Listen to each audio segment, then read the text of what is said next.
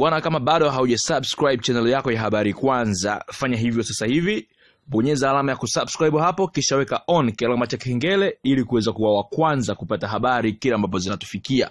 Yes, na ambayo imetufikia muda huu hapa inatoka visiwani Zanzibar, ambako wenyewe wanaanza kuweka historia ya kuwa nchi ya kwanza kabisa Afrika Mashariki kuwa na kiwanda cha kutengeneza simu za mkononi. Unashangaa?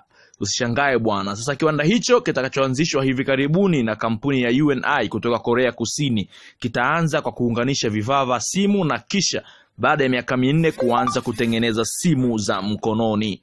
Ndio. Sasa mkuu wa mkoa wa Mjini Magharibi Ayubu Mohamed Mahmud alisema kwa sasa wanaanzisha viwanda vikubwa vyenye kukuza uzalishaji, kuleta ajira na kukuza pato la taifa.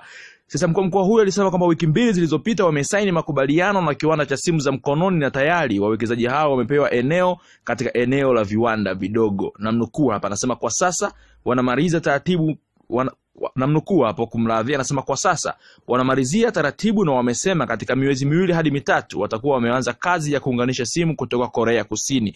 Badala ya kununua kutoka Korea, sasa zitapatikana hapa na kwenda kuuzwa maeneo mengine, alisema mkuu wa mkoa. Yes, lakini akasema kwamba kiwanda hicho anachodhani hakuna katika nchi za Afrika Mashariki kitaanza kwa kuajiri watu 60 hadi 120 kwa kuanzia, lakini akasema kwamba kwa mtazamo wa wawekezaji kitaanza uzalishaji wa simu kamili baada ya miaka 4. Alisema kabla ya muda huo watatoa fursa kwa vijana 10 kutoka Zanzibar kupata mafunzo ya ziada katika maeneo ya uzalishaji simu na kupata shahada ya uzamili na uzamivu kwenye teknolojia hiyo, hivyo kuzalisha simu kutoka mkoa huo. Yes, ina habari njema sana kwetu sisi wa Tanzania.